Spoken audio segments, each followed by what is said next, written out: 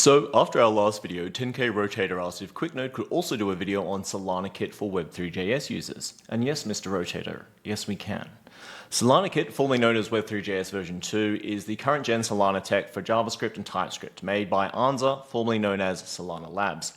Anchor is the most popular Solana framework for building on-chain apps, sometimes called smart contracts. So here's what you've been waiting for. We're going to take a real application that was built on Web3.js, and we're going to move it completely to Solana Kit, including all the tests for the back end, a front end connecting to wallets like Phantom or SolFlare. We'll be fetching accounts from the network and checking it out and displaying the data inside. And we'll be sending instructions to your Anchor program from your front end and from your tests. Everything you need to do with TypeScript and JavaScript in a Solana program we'll be doing today with Solana Kit. It's all timestamped below. Let's go. So when I was researching for this video, I went to look for an existing Anchor example to go and update. And I found one and I started working on it before I realized I actually made a mistake that I want you to avoid, which is that repo hadn't been updated in 3 years, which is a really long time in Solana terms. I've said this before, but I really think you should try and focus on anything made in the last 6 months in Solana. Anything older than that, you'll have updates to do before you even start learning. So really focus your learning on brand new content. And with that, you should probably subscribe to the QuickNode YouTube channel because we will always have Solana content for the new tech. I promise you that. So here is our program. I've made all the fixes I needed to make to it just so it will work. It's just a simple election program. It allows you to vote between GM and GN, and everyone can only vote once, and we will tally the votes in an account that belongs to the program. So the program has 2 instruction handlers. They are create election and vote. And it's deployed to Solana DevNet. It has a public key, which is also called a program ID, which is the address people can find the program. And if Alice comes along and she wants to use our program, as long as there's no election already made, she can go and run create election, and that will create our election. So the seed we've used for election is just the text global, just because it's a global for our program. Inside election, we just store whether the election is open, the tally of good mornings, and the tally of good nights. As a bit of a crypto meme, people like to say good morning and good night to each other. So if Alice then votes, we'll increment the amount of good mornings by 1. And also, to stop her voting again, we're just going to make an account with the seed of vote and Alice's own address that records her choice. So if Alice tries to run vote again, the transaction will fail because that vote account has already been created. That's great. So what if Bob comes along? Bob can also see that the GM versus GN discussion is really one of the most critical issues of our time, and he has opinions on this. So Bob is going to vote for GN. So when Bob calls vote with GN as his choice, we will increment GN by 1. The votes are now even. And just like with Alice, we're going to make another PDA with the seed vote and Bob's address, recording the fact that he has previously voted and stopping him from voting again. If I was going to make this as a real election program, I might want to check for some balance inside everyone's account before I allow them to vote. I might want to charge them to vote, but this is just a demo app and we want to keep it nice and simple. So now you understand how the program works. Before we dive into the code, I want to quickly show you how everything fits together. So Anchor is still the most popular framework for Solana programs. Those are called smart contracts on other chains. However, what has changed is to speak to your program from JavaScript or TypeScript, you now use something called Codama, which is made by Anza. It doesn't come with Anchor, it's something you installed. And it's just a really simple program that takes your Anchor IDL and turns it into a TypeScript client for your program. That used to be done by Anchor.js, now it's done by Codama. The final part of interacting with your program in TypeScript is done with Solana Kit. So you can use Solana Kit to interact with Codama to send instructions to your program, but you can also use Solana Kit, for example, to interact with the token program and transfer some tokens around or whatever else. So Codama is the client for your program for TypeScript. Solana Kit is the way you talk to any program on Solana using JavaScript and TypeScript. So with that in mind, let's take our program that used to use Web3.js and make it use Solana Kit, first in the tests and then in the browser. So here we are in our existing Web3.js version 1 project. So if I do an anchor test, all the tests run, and you can see they all finish. We've only got a few tests there. I'll add a couple more. So if we look in our actual tests file, we're importing a couple of things from the Coral XYZ anchor package, and we're importing this election object that was made for us when we did our anchor build. So that was created from our IDL. We're importing some bits from Solana Web3.js. And we have this anchor provider that basically that just gives us a connection to the local cluster for testing. There's also a wallet built into it, which is the Anchor Wallet Local Payer. And we can make other users as needed by just generating key pairs for them. So we're going to actually delete everything in that file and save it, because we're not going to use any of that. We can keep it around if we want to see what the old tests were and maybe test the same thing. But just for the sake of clarity, I'm going to recreate all of this from scratch. We're also going to go to our package.json and remove everything, because we don't need that Anchor or JavaScript package anymore. We're going to be using Codama to generate our client. We don't need big number because the new Solana Kit actually just uses the inbuilt bigинts that come with JavaScript. We don't need Chai or Mocha because Node.js has its own testing framework, so let's get rid of all of those. We don't need Prettier. Well, actually, probably I'll reinstall Prettier in a second. And we'll probably want a newer version of TypeScript than what's installed. Again, we don't need Mocha because we have Node.js now. If you don't have this already, you'll also want type module. That allows us to do all the latest and greatest ES6 hotness. When I say latest and greatest, I mean from 2015. So if you have type common.js or you don't have this added, you'll want this added, otherwise you'll run into problems. We don't need a TS config because we'll be using TSX, which replaces older tools like TS run and has safe modern defaults. With TSX, we get nice things like top level await. So now we've cleaned out our package.json, we can install what we actually need, which is Solana Kit. And we're also going to install a high-level library, which I created called Solana Kite. It just takes care of doing a lot of the boilerplate work that you would normally use on top of Solana Kit. It should save you a fair amount of typing. If you're familiar with the helpers library for Web3.js, this is the modern equivalent of that built on top of Solana Kit. I'll let that install. I'm going to install some dev dependencies, i.e. things that will be used to build my software but won't actually be used at runtime. They are npm i-d Codama to generate our TypeScript client for our Anchor program. Codama renderers and Codama nodes from Anchor, which is the specific parts of Codama to support Anchor programs. TypeScript and TSX, because we want to do everything in TypeScript. The types node package to support Node.js in TypeScript. And we're going to re-add Prettier because everyone should always run Prettier and always have Prettier enabled on save. Give that a moment to install. Great. So the next thing I'm going to do is just make a little command line TS file that is going to take in the IDL and make a TypeScript module we can use to send instructions for our program. So we just make a new file, call it create Codama client.ts.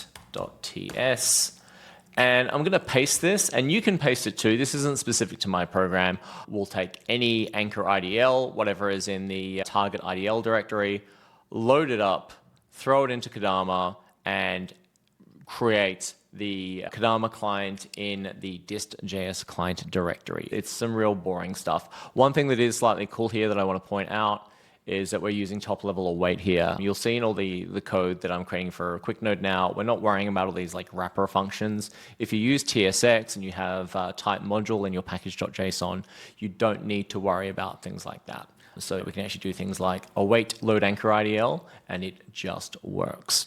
So once you've made that file, run npx tsx create Codama client, and it will generate a client. So now that we have the ability to create a Codama client, I probably want to have that run every time we do a test. So I might want to have Anchor build and npx tsx create Codama client ts. That will firstly create our IDL for us. and then it will go and recreate the TypeScript client based on that IDL. So let's go back to our test directory, and we mentioned we cleaned out everything before, so let's import firstly our test runner. So we're just going to use the one that's built into Node. That way we don't have to worry about Mocha and Jest and TS Mocha and TS Jest and all that stuff. We're just going to use what's built into Node already and TSX, which is the most common way of running TypeScript these days. So the next thing we're going to do is import some things from the client that Codama just generated for us.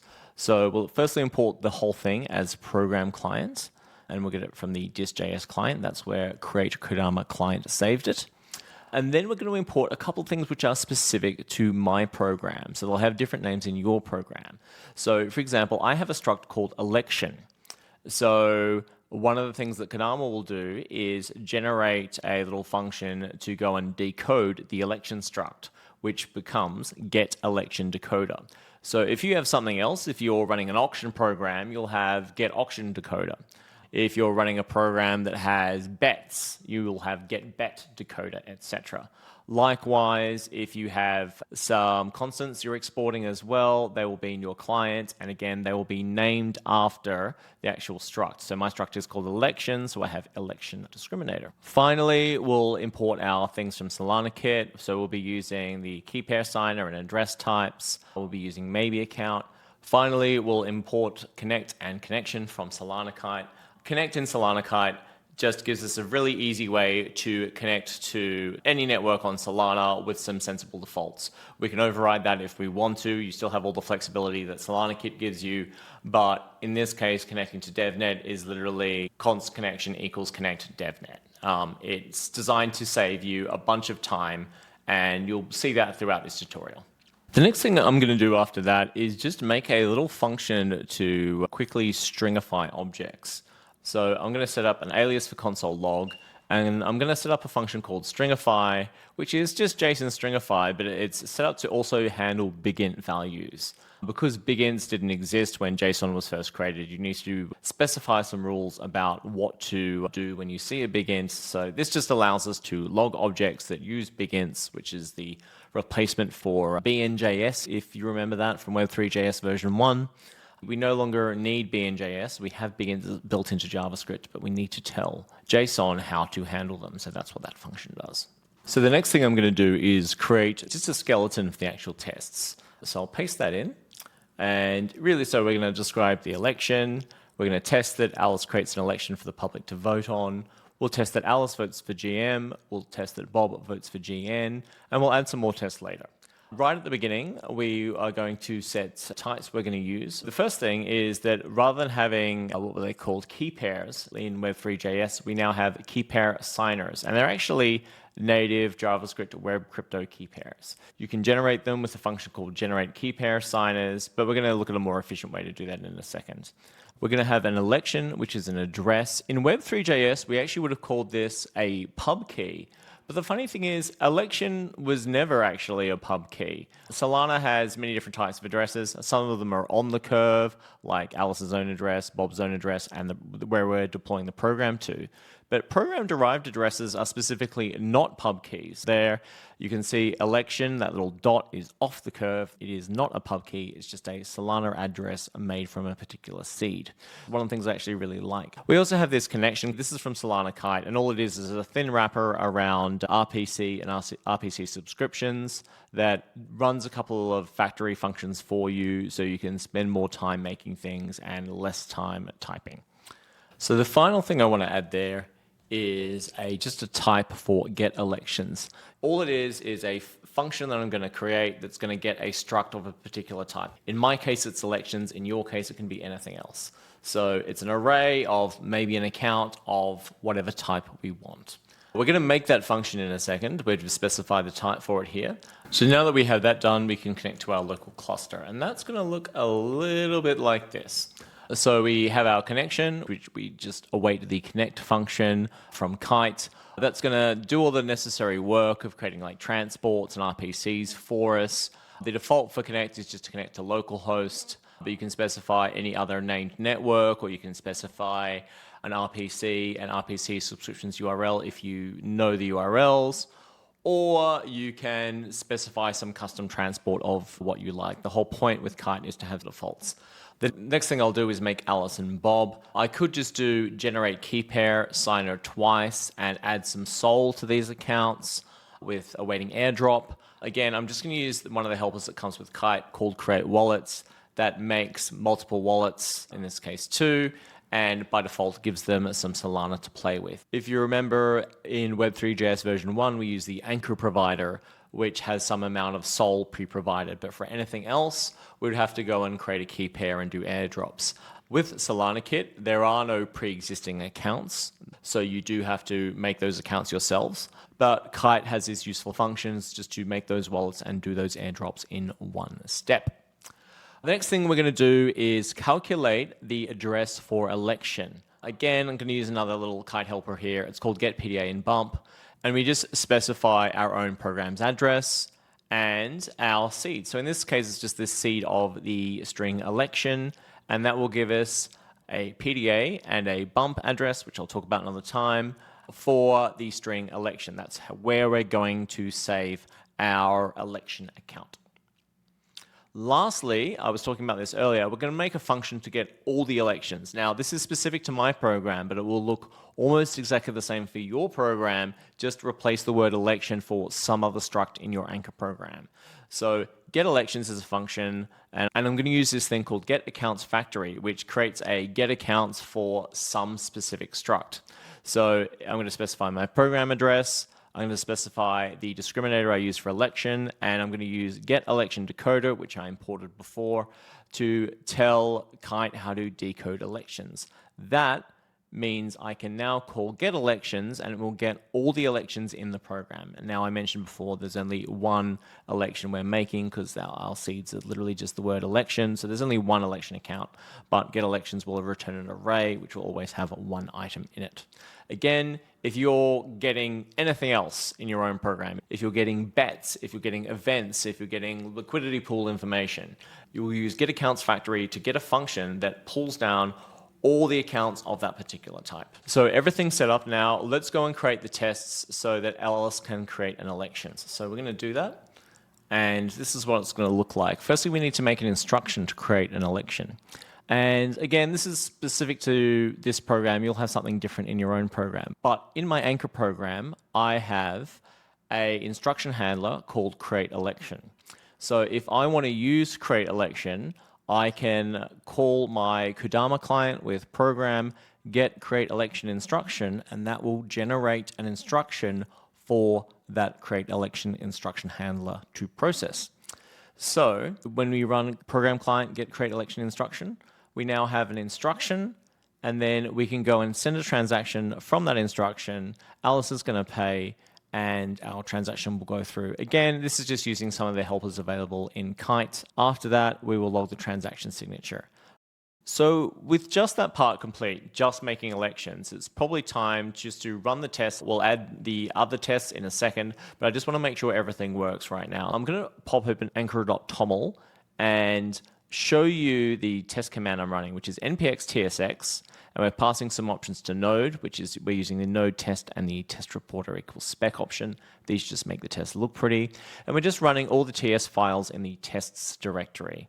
So that means when I run anchor test, this is the command that will actually run. So if I go back to my command line and I run anchor test, you should see that Alice makes an election. So I'll give it a second to build and run the test script. Great. So we have Alice creates an election for the public to vote on, and we have some kind of effectively empty tests for Alice, and Bob votes for GM and GN. I haven't actually put anything in there. I really should probably throw an error and saying, hey, we need to do this. But I'm not going to, because I'm going to actually finish those tests for Alice and Bob. I'm going to add some more tests as well. So let's actually pop in some real tests for Alice. I'm pasting in there, but it's not actually a lot of code. Mainly it's a lot of asserts at the end. I've added some more checks because I'm a little bit more cautious. So we're going to calculate the address for vote. Again, we use get PDA and bump, and we use our own program's address. And the seeds we're going to use to get the vote account are just the string vote and Alice's own address. We're going to get the instruction for vote. Again, this is specific for this program. Because I have an instruction handler called vote, there will be program client get vote instruction. And that takes the election account, the vote account. Alice will be the signer. And our choice, which is good morning or good night, which will also comes from program client. That's all there generated for you using Codama. We'll go and take that instruction, we'll wrap it in a transaction, Alice is going to pay for it, and we'll send that off. So after that, our transaction has been made. So if I run get elections, I'm now going to have an array with all the elections. Now, there's only ever one election, so the first thing we're going to assert is that there is only one election. The next thing we're going to do is look inside the data for the election account and make sure that the election is open, that the amount of good mornings is 1, the amount of good nights is 0. I'm also going to add an extra check, which is just to get the logs for that transaction signature and see that we have voted for GM in the logs, because I don't know, that just seems like a nice thing to go and check for. I'll save that and I will go and rerun my tests.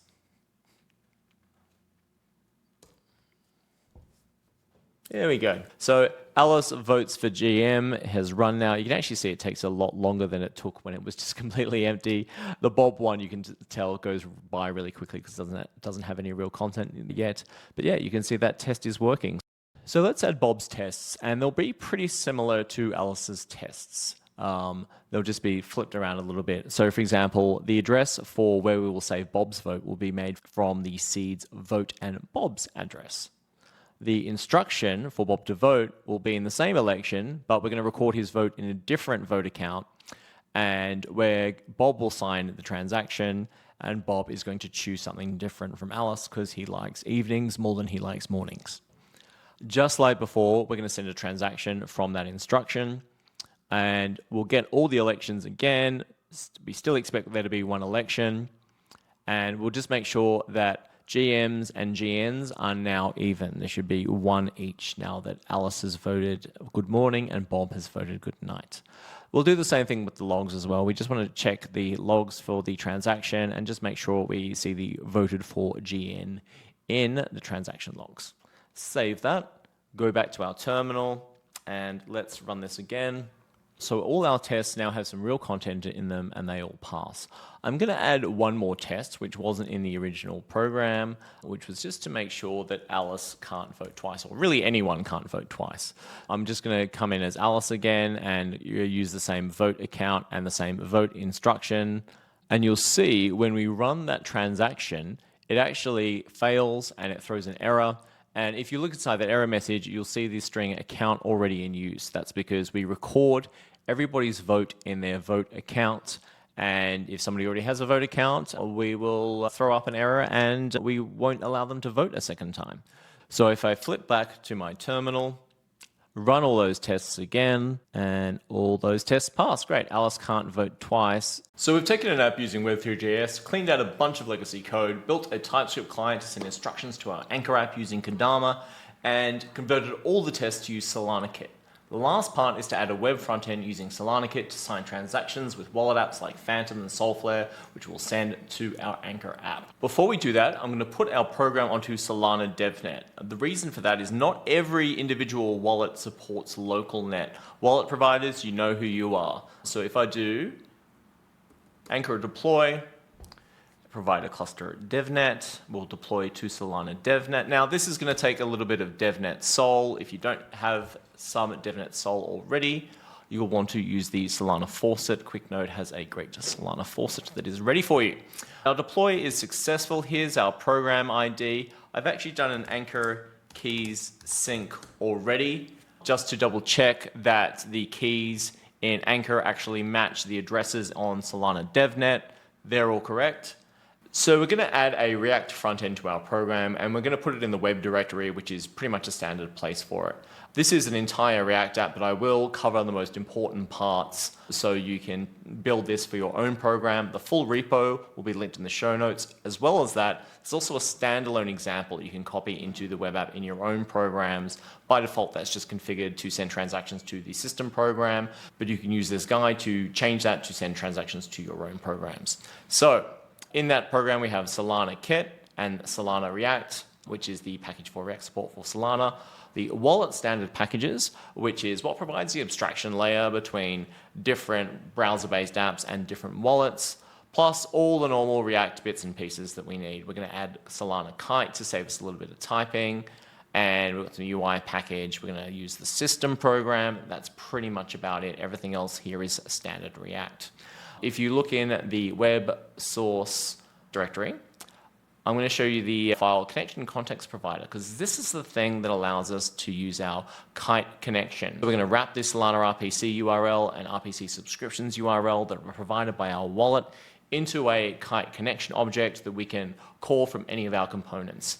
Inside our main component, which is a selection component that you see over here, we are going to import Solana Kit, just like in the tests. We're going to import our program client that we made with Codama, just like the tests. We're going to import this use wallet account transaction sending signer, which is the thing we use to sign transactions from the Solana React package. A couple more bits from Solana React. The most important thing is this connection context, which gives us access to our Kite connection object with all the factories from Solana Kit set up for us. So when somebody clicks this get election button, it actually runs this function fetch elections, which awaits get elections, which works exactly like what we saw in the unit tests. We have this get accounts factory, which will create a get whatever type of structure we need, in this case elections, and decode it for us. And after that, we just set elections to the results, which is all our elections. Oh, by the way, we don't have any elections yet because we've just deployed the program, so we're going to create that in a moment. I'll show you what create election looks like as well. So we need to get the address for our election account. We're going to create an instruction to our Anchor programs, create election instruction handler, and then we're going to send it. Again, it looks exactly like what we saw in the unit tests. After that, we'll run get elections again and set the elections to whatever the results are. So here I am in my browser. I have a wallet connected, and I'm going to hit create election to go and make an election.